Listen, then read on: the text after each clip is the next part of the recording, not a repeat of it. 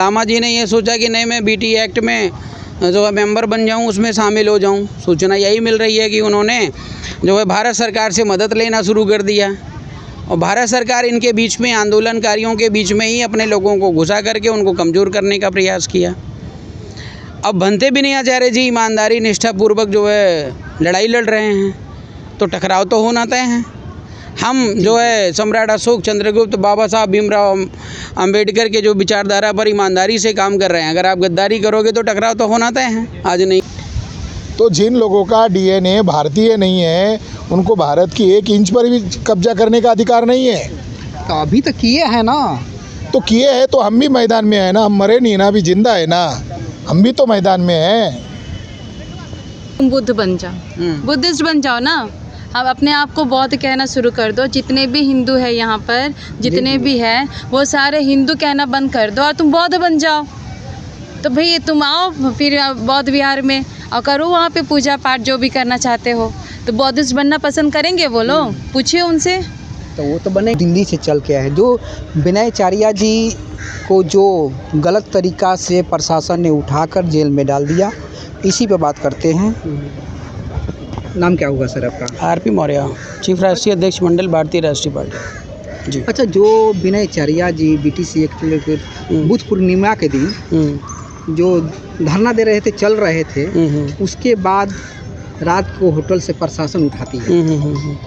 सूचना मिली है कि जो है प्रशासन ने बताया कि सिक्योरिटी का सवाल है और इसलिए उनको जो है होटल से सिक्योरिटी के बहाने, सुरक्षा के बहाने उनको वहाँ से गिरफ्तार किया गया है, लेकर जाया गया। फिर उसके बाद हथकड़ी पहना दी गई है, तमाम सारी जो भी धाराएं लगानी थी वो लगा दी है। लेकिन जो फिर अभी जो बात हो रही है कि कुछ पैसे के लेन देन के चलते कोई फंसाया है उनको।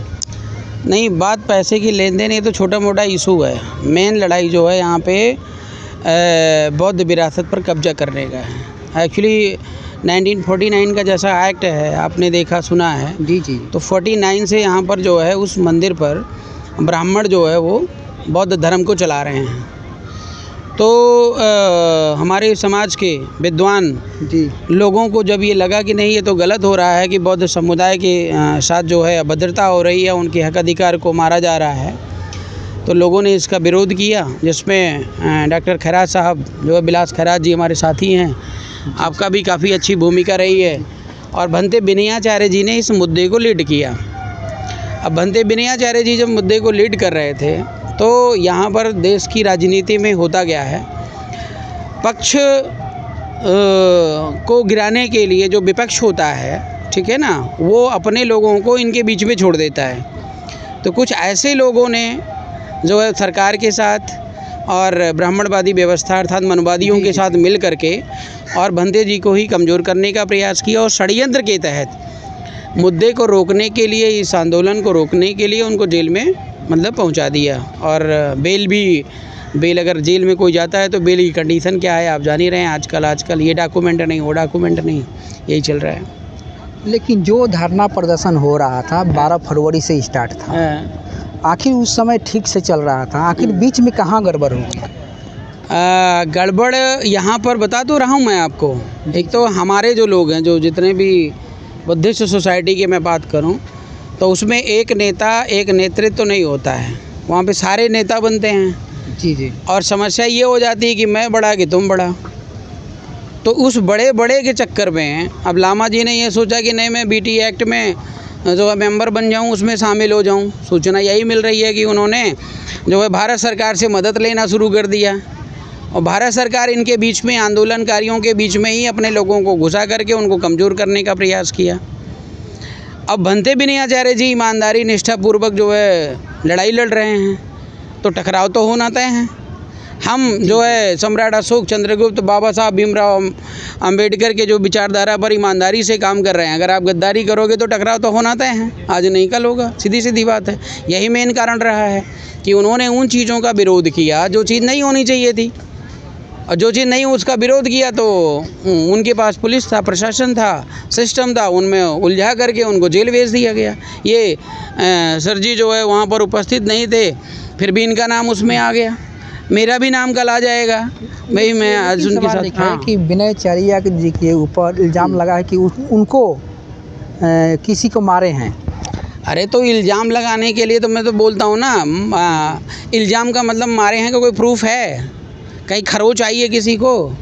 कहीं किसी का मेडिकल हो, मेडिकल भी तो बन जाता है 1000 रुपये में, ये भी आप जानते हैं। जी जी। तो मेडिकल बन जाता है, लेकिन किसी को मारने का कोई प्रूफ नहीं है। और जिस तरीके से बंदे जी को गिरफ्तार किया गया, अगर मैं आरोप लगा दूं प्रधानमंत्री नरेंद्र मोदी ने मुझे जान से मारने की धमकी दी है, ठीक है ना, मैं अभी एप्लीकेशन यहाँ पे कोतवाली में डाल देता हूँ, तो क्या नरेंद्र मोदी को गिरफ्तार करने की औकात जो है बिहार पुलिस में है? करके दिखाएं। जी नहीं भाई गिरफ्तार किसको कर रहे हो? जो कानून की शरण में, जो कानून की शरण में है, जो संविधान की शरण में है, जो संविधान को मानता है, ठीक है ना, उसको तुम गिरफ्तार करके जेल भेज रहे हो। भाई आतंकवादियों वाला काम कौन कर रहा है मुझे बताओ? दिन भर तुम पाकिस्तान से लड़ते हो, किस लिए लड़ रहे हो भाई? हैं किस लिए लड़ रहे हो? गुंडागर्दी तो तुम, अरे भारत कहाँ यार, भारत तो हम खड़े हैं, भारत आप खड़े हैं, भारत आप, भारत क्या है? भारत क्या है मुझे बताओ? हमारे आप से भारत है ना। जी जी जी। काहे नहीं चले जाते चंद्रमा पे, भारत बना लेते? वहाँ तो कोई नहीं है, जा करके कब्जा कर ले मोदी जी से बोलो, वहाँ पर आराम से सिंदूर बेचें और चाहे जो है चूड़ी और जूती चप्पल बेचें। हाँ। अच्छा, जो विनय चारिया अभी तक ले बेल नहीं हुई है। नहीं बेल नहीं, ये कानून का जो तौर तरीका है कि इस कोड से उस कोड, उस कोड से उस कोड, आज नहीं लगेगी तो कल नहीं लगेगी, तो डॉक्यूमेंट निकालना, तो ये नहीं, इन सब चीज़ों में 10-12 दिन 15 दिन लग ही जाता है, इसमें कोई डाउट नहीं है। हाँ ये है कि स्थानीय जो पुलिस वाले हैं वो पूरी तरह जो है आरएसएस के कब्जे में हैं, वो उनके हिसाब से ही काम कर रहे हैं, ठीक है ना, ये चीज़ क्लियर है। बाकी वो उनको जेल में रोक नहीं पाएंगे ज़्यादा दिन तक। तो कब तक ले छूटेंगे वो? बस 2-4 दिन के अंदर छूट जाएंगे। आज तो हम लोग यहाँ पर जेल भरो आंदोलन के लिए आए हुए थे और बिहार की पुलिस से लोग बहुत डरते थे, तो हम तो यहाँ पे खड़े हैं और अभी काफ़ी लोग थे वो चले गए, क्योंकि धरने को हम लोगों ने स्थगित कर दिया है और अभी प्लानिंग बन रही है कि पहले भंते जी को रिहा करो, उसके बाद फिर बड़ी योजना के साथ जो है हम उतरेंगे। अभी खेरा सनातन धर्म से जो ये करीब 12 फरवरी के जो आंदोलन स्टार्ट हुआ था उस समय से है, और इन्हीं से बात करते हैं। और विशेष क्या है? विशेष ये है कि जो अपराधी है जी जी। वो सत्ता में है और जो निरपराधी है वो जेल में है, ये विशेष है।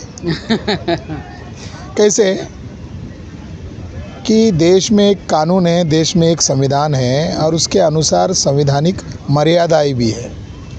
राज्यपाल मुस्लिम है बाय बर्थ, बाय रिलीजन। जी जी। और वो उनके धार्मिक रिवाज के अनुसार किसी भी मूर्ति के सामने झुक नहीं सकता। मगर आरिफ मोहम्मद खान उस दिन महाबोधि महाविहार में जाकर बुद्ध को पीठ दिखाकर वहाँ काल्पनिक शिवलिंग के सामने झुक कर कर रहा था। तो जो सत्ता में है वो भूल चुके हैं कि देश में संविधान है, कानून का राज है। तो आरिफ मोहम्मद खान ने क्या किया, पहले तो संविधान द्रोह किया।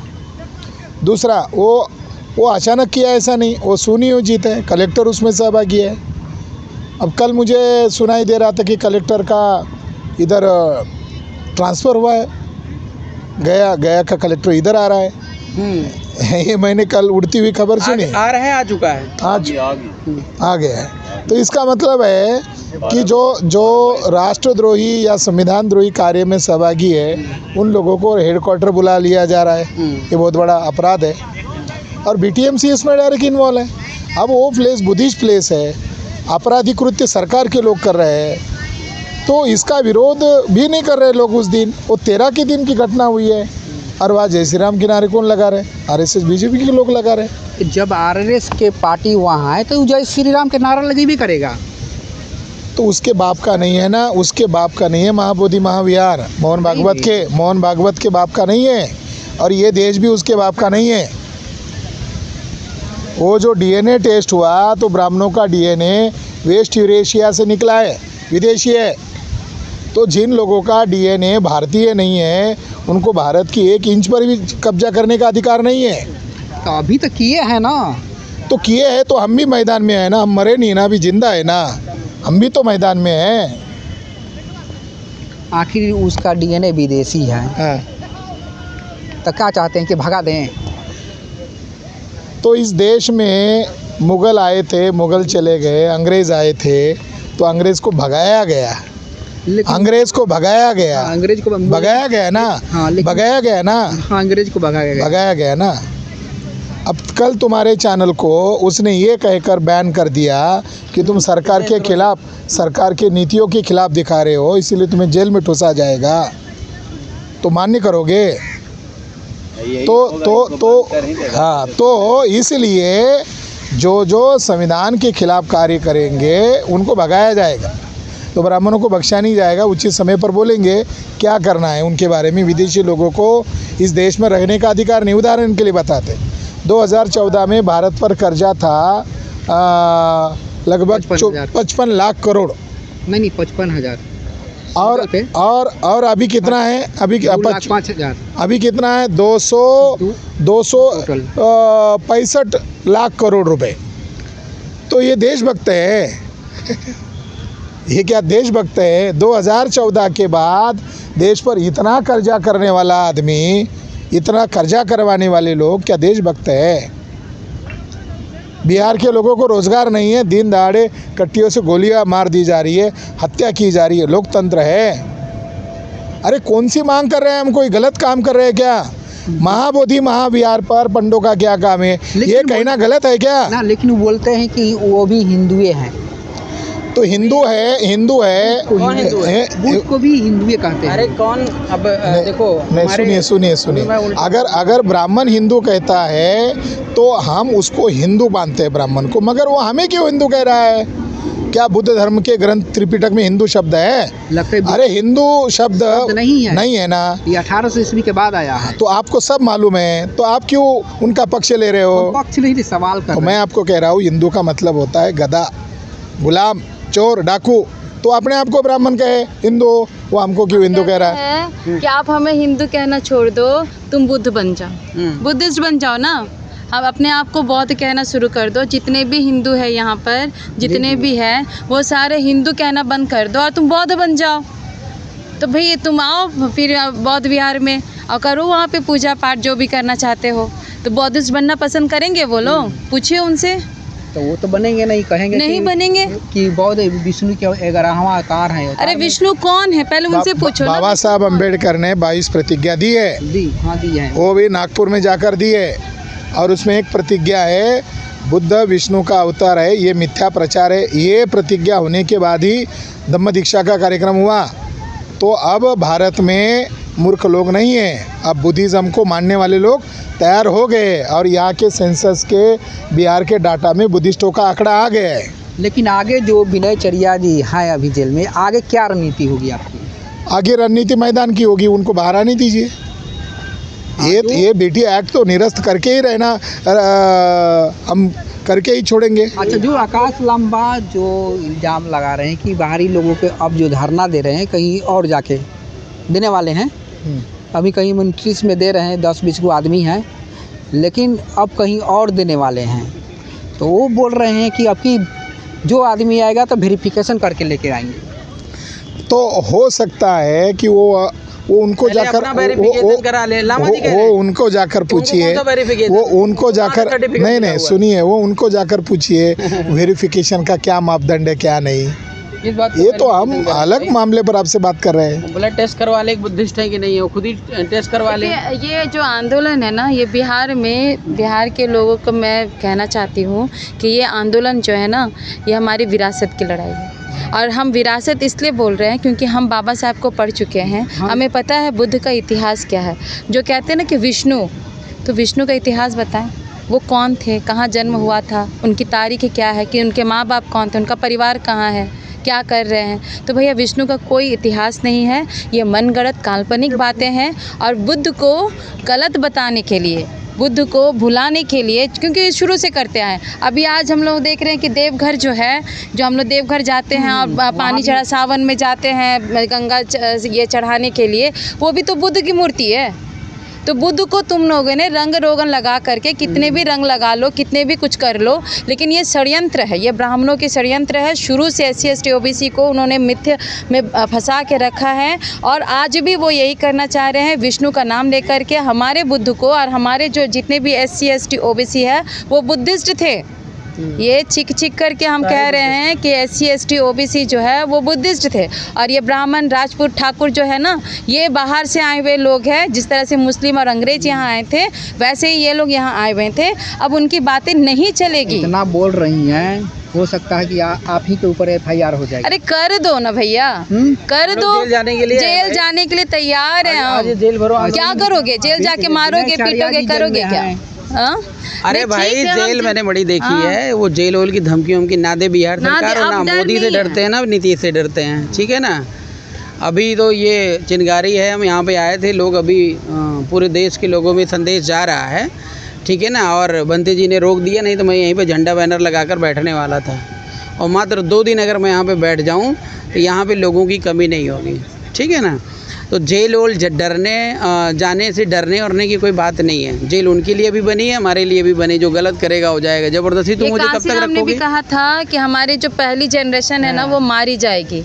कांसीराम जी ने बोला था ना। जी। दूसरी जो जनरेशन है, जो आंदोलन कर रहे हैं, उसकी पहली जनरेशन वो मारी जाएंगी, उनकी हत्याएं हो जाएंगी। दूसरी जनरेशन है वो जेल जाएंगी। तो हम दूसरी जनरेशन है, हम ये लड़ाई जो है 3rd जनरेशन के लिए लड़ रहे हैं। तो हम जाने के लिए सच की। तैयार। हाँ। सच क्या है ये भारत को जानना, सुनना, समझना पड़ेगा। हमारे यहाँ पर क्या है कि टोटल इंडिया मीडिया जितने सब उनके हैं। बार बार अब जैसे मोदी जी कह रहे हैं कि मैंने जो है सिंदूर वाला जो है लड़ाई लड़ ली, पाकिस्तान को हमने बर्बाद कर दिया, और टीवी चैनल वाले दिन भर बर्बाद कर दिया, फॉल्स दिखाते हैं। हाँ, टोटल बर्बाद कर दिया। तो यहाँ पर लोगों के दिमाग में लग रहा है कि पाकिस्तान बर्बाद हो गया। तो नहीं, ऐसे ही ये लोग जो पोल कपोल पटना के चीजें, लोगों को हाँ, नहीं यकीन है। पटना तो के पोल लोगों ने कपोल तो गए ही नहीं मोदी के सभा में। पोल कपोल सारी चीजें यहाँ खाली पर लाकर कुर्सियां थी। प्रस्तुत करते हैं।